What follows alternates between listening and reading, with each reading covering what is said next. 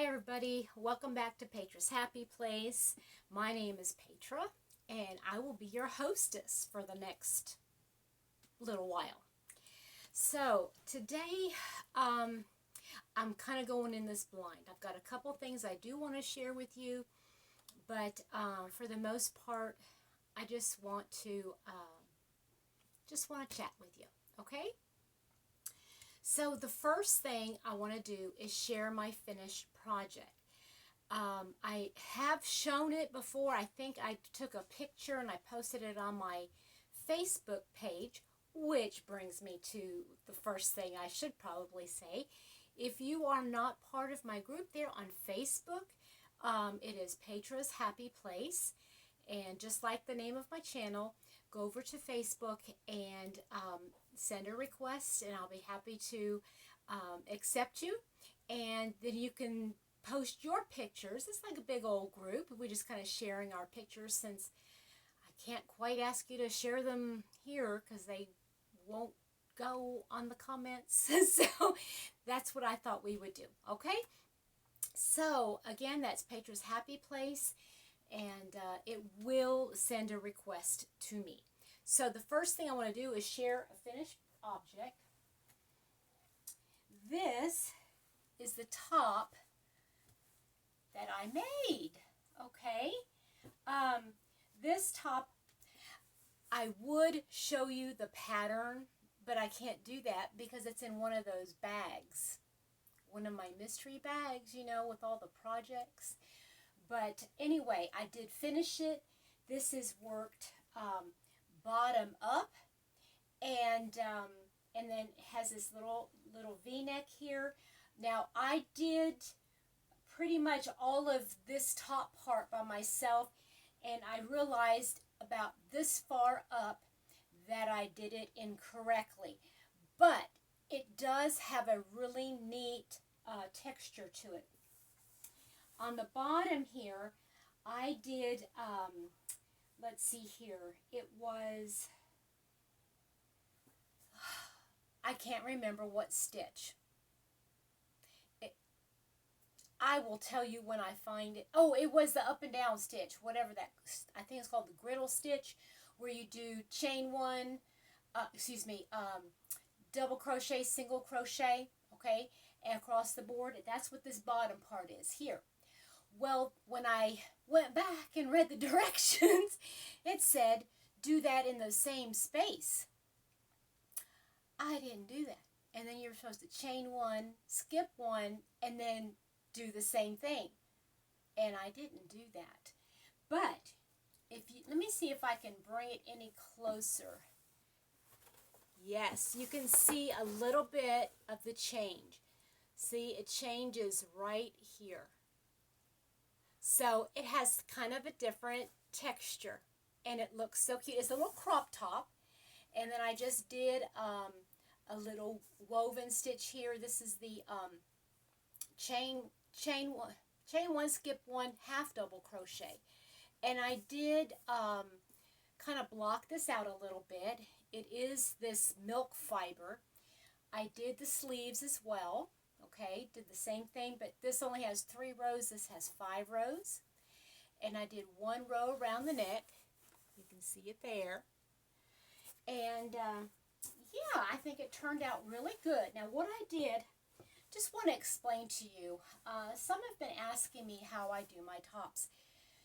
I just, in a way, I kind of wing it. I had a first guideline when I was watching Jeannie from On the Hook Crochet, but basically what you do is you're going to fold it in half, or better yet, count to find the middle stitch here, and you you start as low as you want your V-neck to go. Okay, this is for the front. Find out where you want your V to end, put a little stitch marker there.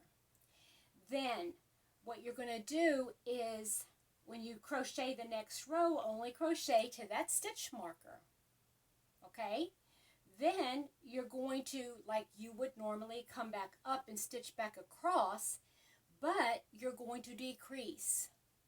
And depending on how sharp you want it or how wide you want it. Depends on how many you're going to decrease.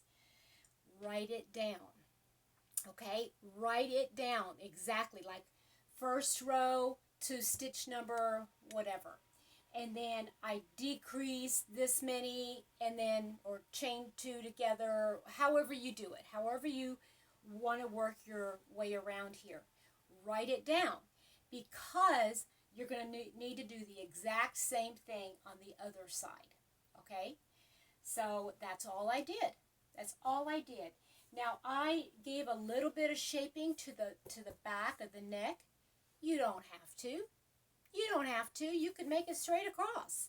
So you don't have to worry about doing any kind of shaping back there. And then you would just have this in the front. All right? I hope that makes sense. And basically when I make my own garments, that's basically what I've been doing. And some of them I'll do, instead of a V, I'll do more of a rounded neck. And with a rounded, I would put a stitch marker here in the middle, count out how wide I want the beginning of that circular or that round to be. Usually it's about 2 or 3 stitches on each side of the of that middle stitch marker, and do the exact same thing. Write it down and then just decrease, but do a more of a slow, not so much of a steep one, but do a slow decrease, and just don't decrease as many. There you go. I hope that answers some questions. If you have any further questions, let me know in the comment section below. Now, I cannot do a tutorial on this because this is a paid pattern in a book or leaflet or whatever you want to call it. So I cannot, do any tutorials on that or show you exactly what I did. But I can give you tips. How's that? I'll give you tips if I can. All right?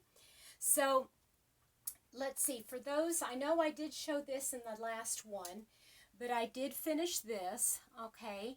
And this is also from a pattern. Now, I'm not remembering right off the bat where that pattern was, but it is a tunic length and it fits like a glove. It's beautiful. I decided to do some rearranging in my happy place. Have y'all noticed? I have got myself a little rack here, and I'm hanging garments that I have made here. I have more of some bigger shawls, and I have this hanging basket of sorts. Let me see if I can bring it around. I have this basket here where I'm going to be putting things that needed to be folded up. Okay, if there's a sweater that doesn't need to be hung up, will go in there. As well as some of those folded shawls that I've been making. That way I have them right handy in case somebody ever asks me. So there you go. All right. That's all I'm going to say about that. Now I'm going to go to what I'm working on. And because I really want to get this project done, I've only been working on the one project that everybody voted on, okay? And that's this. That top that's in this book, My Crochet Closet by Selena Baca. And this is the top I'm working on. And let me show you how far I've come. And I've only been working on this top. I don't have any other projects working right now other than my temperature blanket, which is only once a week. So this is how far I've gotten. And it is turning out lovely, you all. It's turning out lovely. I am just a little bit more than halfway done. And I figured out how many minutes it takes me to do one row, so I know I could figure out it probably is going to take me about a couple more hours if I work straight. A couple more hours to finish this. And I'll be so excited to have it done. Then we can go on to the next mystery bag. So in the meantime, though, I got my mind a thinking, and this yarn has come up in one of the Zooms that I'm involved in or I attend. I can't remember if it was mine or somebody else's, but anyway, this yarn, I have been looking at this yarn and I really want to do something pretty with it. So I think I might start a project with this. But I'm thinking, should I just put it in a bag and have that be a next one? I've already got another project that I want to put in another bag to add to the mix, you know. So I might do that. In fact, I'm going to set it there just in case that's what I'm going to do. So it'll be a surprise. I have been following Kristen Amdahl, and she has just recently released a pattern and tutorial for the most beautiful dress, and I really want to get started on that. So in addition to this, I am probably going to be getting started on that here in the next day or so, because I had ordered the yarn. I need to wait till I get the yarn for it, but I really want to start on that as soon as I get it. But that doesn't negate these other projects that are on the shelf here that are waiting to be picked, okay? So that other dress will be in addition to the main project that I'm working on, because I know it's going to take me a while to work on that dress. So I have something. Hold on.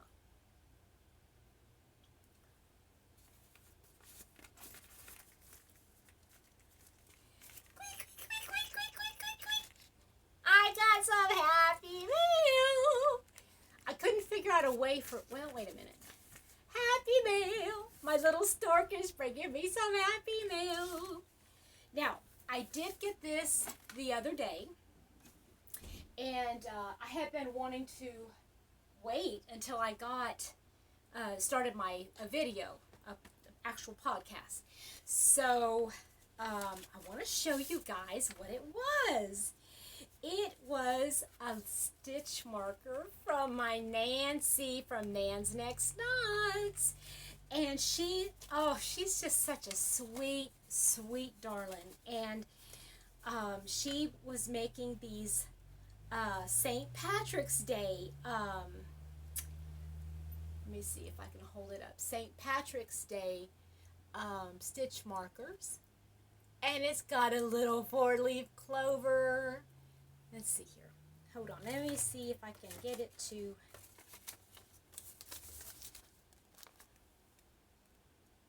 There we go. Can you see it? Oh, it's not really... Oh, it's so pretty. Here. It's green on the one side, gold on the other side. There we go. Isn't it pretty? And it's green. I don't have a green stitch marker. So now I've got one. Thank you so much, Nancy. You are just the best. You just have the most beautiful stitch markers. And again, I love that lever back, and you use those, and I just love them. So, yeah, one of these days, I'd really like to have some kind of way to display all of those stitch markers, but then I feel like I'm not using. I want to use them, but I want to display them too. So I need to fix. Maybe I can do something right here. But this is cheapy, so I don't know. I don't know. Maybe in my next place, I'll be able to have a wonderful little something that I can use as a stitch marker display.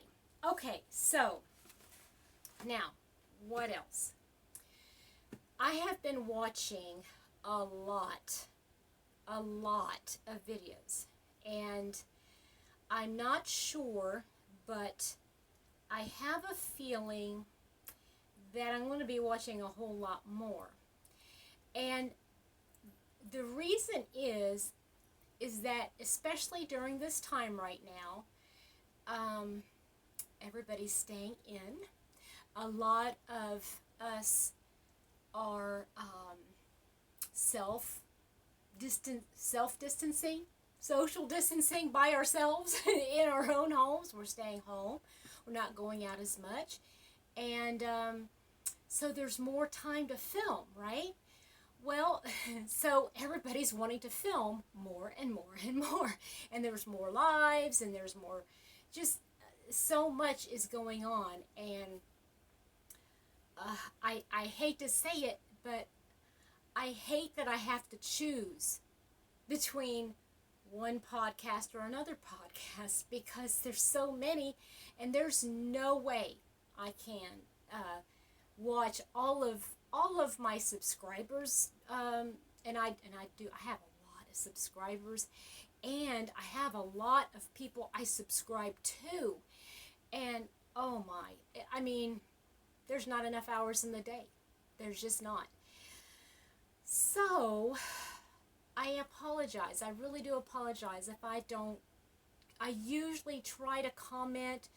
I do like the videos, but I try to leave a comment every time.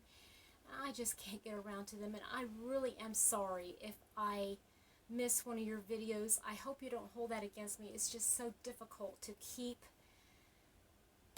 track of everybody, and I'm really sorry. So today I want to touch base with those of you in my subscriber lists that like to hear something other than crochet related things. I have two topics that I want to bring up. The first one I want to bring up is books. All right, so I have actually been reading. I'll read a little bit at night before I go to bed, and I know I need to. It's needed. But then I read it, and then it's like, oh man, I really should be journaling, or I really should be doing such and such. And but I do read, and it does help me sleep better at night. Honestly, it does help me sleep because it puts my mind in a better place so that I can relax more, which is always a good thing. So, I have been reading Sense and Sensibility. Now, this is about I think it's the second or third time I'm reading it, and I just love this book.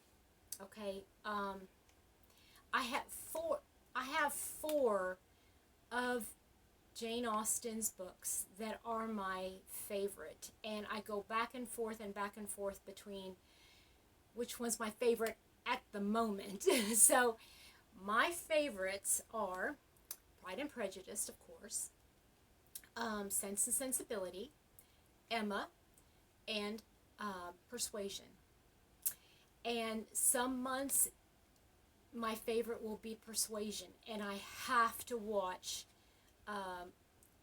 some rendition of Persuasion, whether it's the version with Johnny Lee Miller, which I love, but I'm not really fond of Emma.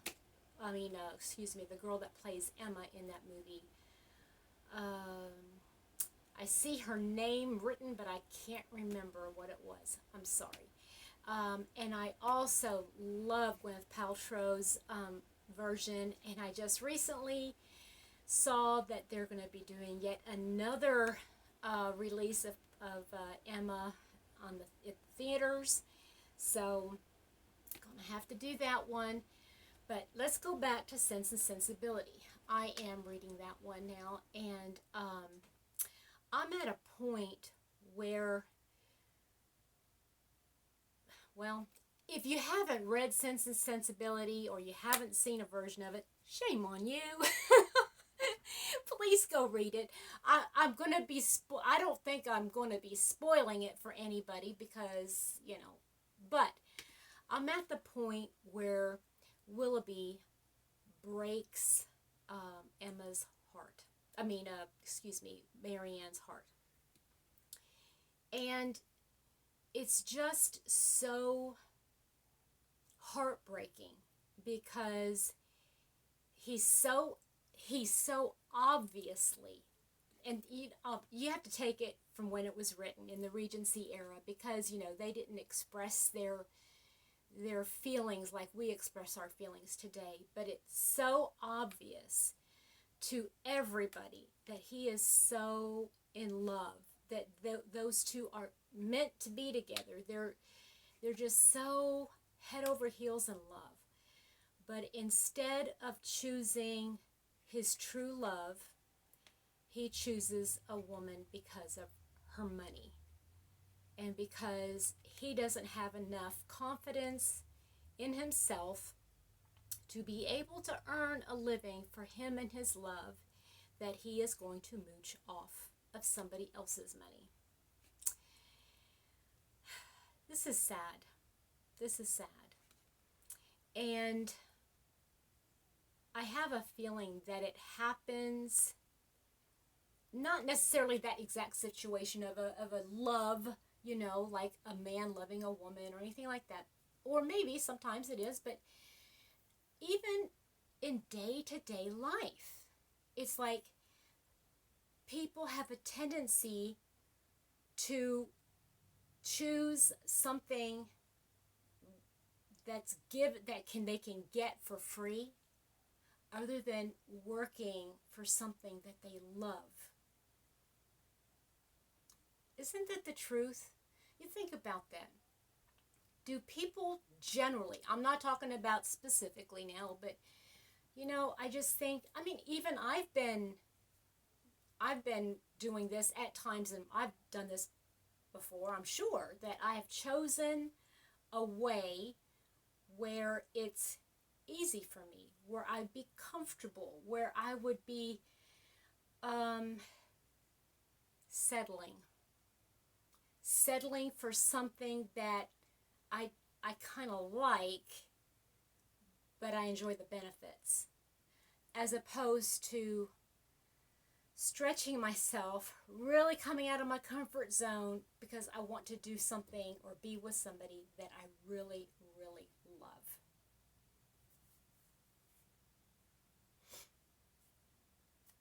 It happens. It's not good. It's not good.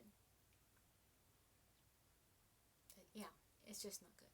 I mean, there's so many takes from that one scene, you know, in the movie or when you're reading the book. There's so many conflicting emotions and so many, it's just so deep and so rich. And that's why I love Jane Austen and her words and her stories that she tells, because they're so filled with not just a love story. It's so telling of people and who they really are. Anyway, so I'm really enjoying the book. And I'm about halfway through with that. Maybe I'll finish that when I finish my top. Okay, so the other thing I wanted to talk about was Jesus. And in my book, I'm saving the best for last. In this time, I'm not even going to say the word. You all know what's going on in the world and all that kind of stuff.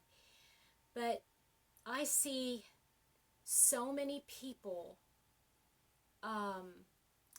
reaching for hope.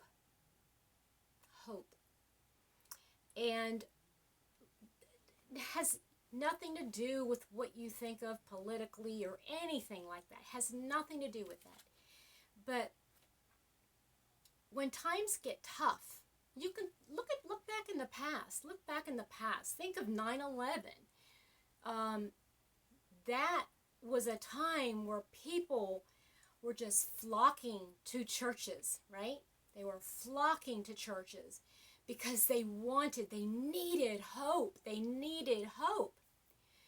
And now there are no churches to go to. Not like a building, right? But that doesn't negate the fact that people are searching for hope. And I want to offer hope. I gave my life